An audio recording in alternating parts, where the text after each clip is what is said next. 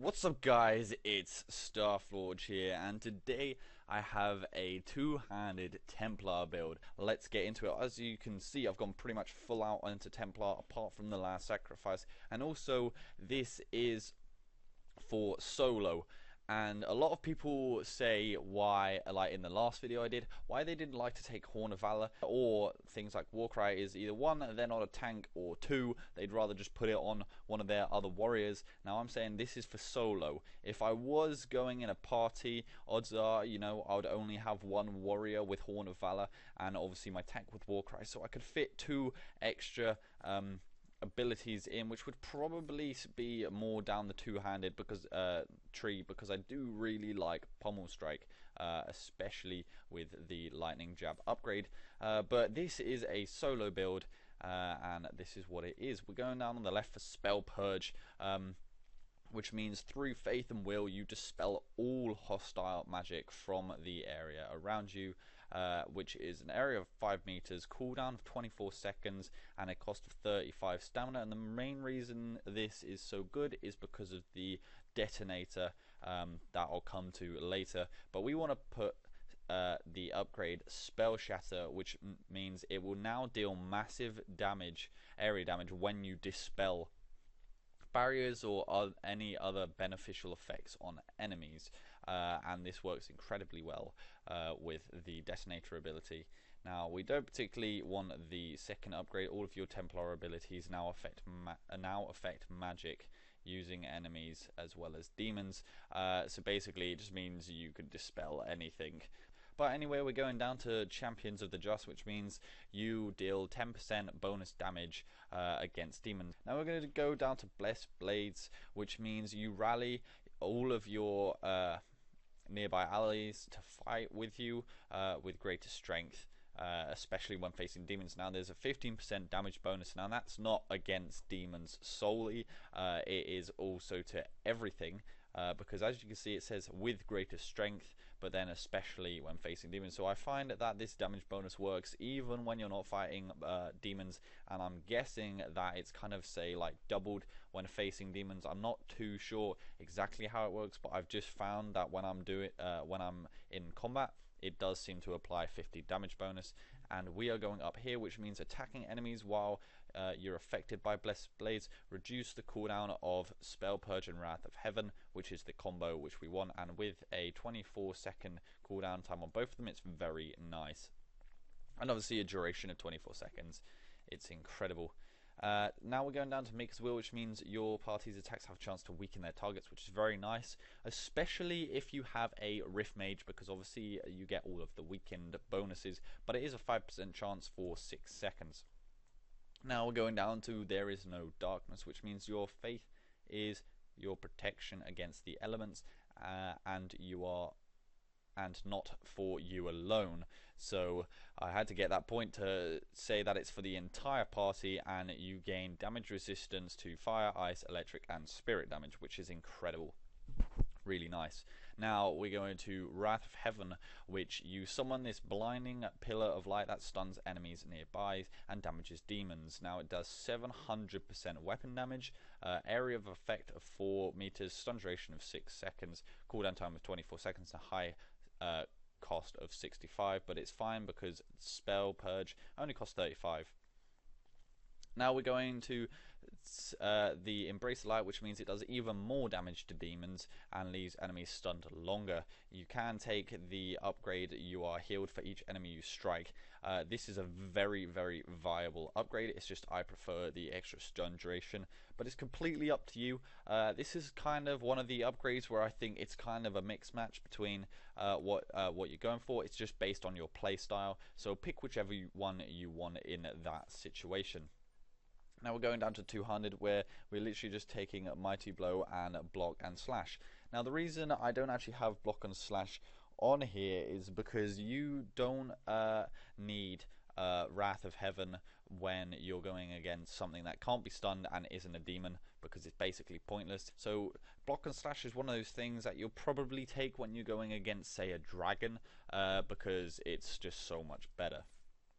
And then obviously we're taking Mighty Blow, which deals 200% weapon damage, 200% bonus extra damage to a target that's already knocked down, 16-second cooldown, and a cost of 50 stamina, but it's also a detonator ability. And you take the upgrade, which means its cost reduced by 15%, and it deals more damage to more knockdown enemies. And this is just the very basic kind of two-handed ability. And the Bock and Slash, we're actually taking the damage bonus and guard amount, because guard is a very nice thing to have, especially when you're going against, you know, normal mobs that aren't magic and they only deal like 20 or 30 on Nightmare with all trials. Nightmare with all trials on with guard, I've seen like a dragon deal only like a quarter of my guard. It is pretty insane, guard. But anyway, let's move on down to the combat role and Horn of Valor on the Battlemaster. We're taking Crippling Chains to get down here, getting Crippling Blows, which means your crits leave enemies weakened, so they deal 15% less damage, and it stacks endlessly, and a duration of 10 seconds. So if you crit, you could basically get up to 100%, so they deal 0 damage. Now you're going to go combat roll, which has the 2-second cooldown, 20 stamina cost, but then obviously we're going up to 250% weapon damage coming through, which is absolutely broken. Now you go into the Coup de Grace, which means you deal more enemies against you deal more damage against enemies that are stunned or knocked down, which works really, really well with Mighty Blow, and also pretty much everything in the two-handed tree. Now we're going down to Horn of Valor, which I think is amazing, which gives you a damage bonus and an armor bonus of 15%, lasts 10 seconds, has a cooldown time of 18 seconds, and a low cost of 35 stamina, and you get the Fortifying Blast, which means each time you or your allies deal damage, whoever does damage gets 10% guard. Which means in a party it means everyone can get full guard, but solo it just means you can deal damage and get reduced damage done to you, and also gain guard at the same time, which I just think is really nice. Now we're going down to Vanguard, because I really like Livid and Warcry especially. Oh, that's the wrong upgrade. There we go. Warcry has a duration of 8 seconds, and that's the taunt on each enemy. It lasts 8 seconds. You get 20% guard per enemy, so you which most of the time gets you near enough full guard, and it has a cooldown time of 24 seconds and a cost of 35 stamina, and you take the upgrade, which gives you a 200% armor bonus for 10 seconds, which is incredible. Now we are going down to Untouchable Defense, which means you get more guard, maximum guard. Guard is just insane in this game. Then we're going to go down to It'll Cost You, which means 50% of the damage dealt to you is returned, which is just, again, incredible. And then going down to Livid, which I love, which lasts for 15 seconds, has an area effect of 5 meters. That's for the enemies in the stacks. I'll explain it a bit more in detail in a second. Now you get maximum of 5 stacks.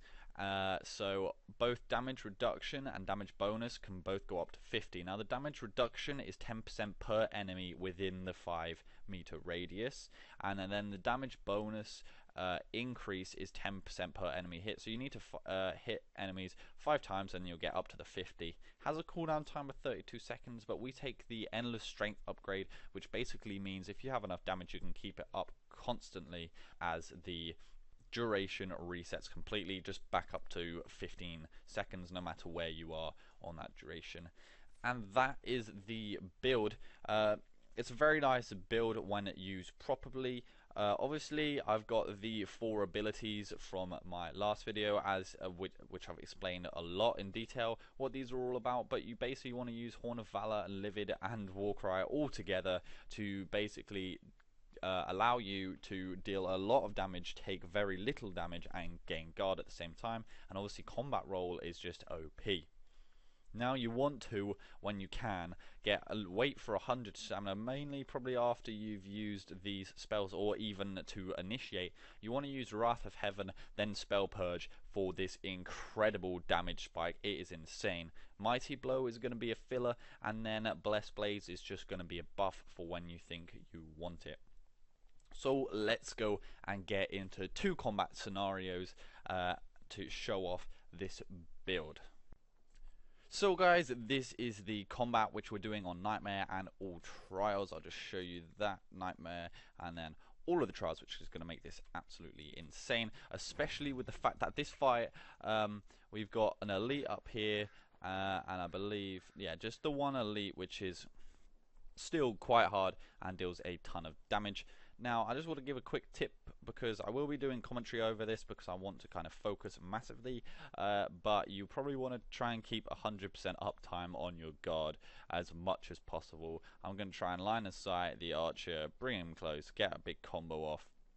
Hopefully it all goes well, but, you know, not everything goes well, and I've just realised I was not meant to do that. I absolutely misclicked there, but it doesn't matter. So guys, this is the combat part, which is extremely hard because I have I'm back I'm on and Nightmare. we are going to go with all trials. combat roll, and as you can see, a Hidden Blades goes off, giving me full guard pretty much straight away, and all of my I'm getting a ton of crits, especially with the Chromatic Greatsword I'm using here.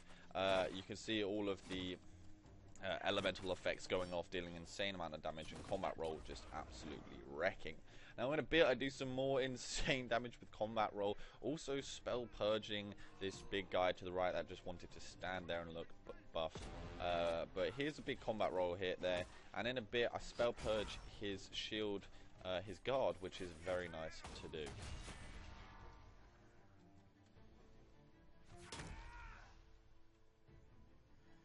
Come on, come down here. So in a bit I have another combat situation you would have seen on the rogue, the artifact rogue build, which is a lot harder because there is a lot more mobs around, and we can get some more combat going on over there, and that's what will be next. But this is just showing especially the 1v1 value of combat roll, of how OP it kind of is, and also there you go, Dispel, and also Hidden Blades there doing some insane damage. But that's that fight there.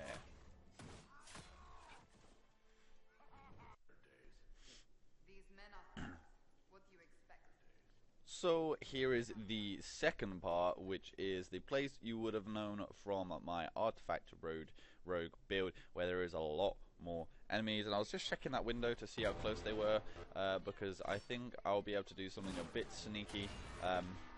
But here we go, starting out obviously with the Warhorn into the combat roll, and annoyingly I hate the shield because I keep getting knocked back, and then obviously all of the archers are trying to kill me, but then Warcry is really nice, and you can see here I got a big Wrath of Heaven spell purge combo, dealing a lot of damage not only to everyone around me but also to the people above me, and then putting down the Blessed Blades because I want to get the cooldown reduction. But annoyingly that guy's shield is just frustrating, because he just won't let me get through, but he's gone now. And here we're going to go again for another combo.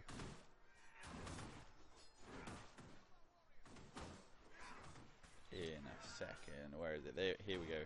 Now we can use the combo if I didn't get shot and nearly lose all of my guard.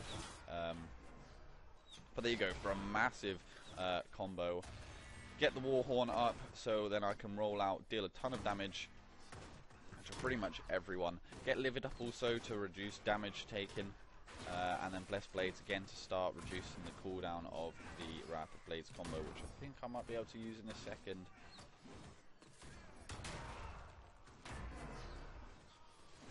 Here we go, yeah, there you go.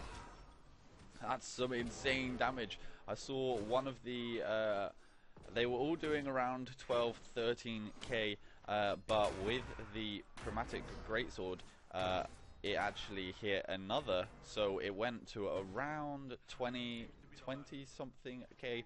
So it is insane, this Chromatic Greatsword, especially with the Wrath of Heaven and Spell Purge, and them wings are looking absolutely insane whilst I'm on fire. That is actually looks incredible. But there we go, that is the fight, to show off what you can do. Obviously you want to try and keep Warhorn up as much as possible. On the Chromatic Greatsword, with the chromatic greatsword, try and get hidden blades in there somewhere. You saw it was actually really helpful in this build, and we're just gonna be here trying to look fancy or something. But anyway, thanks guys for watching. Leave a like, comment below, hit that subscribe button, and I'll see you next time.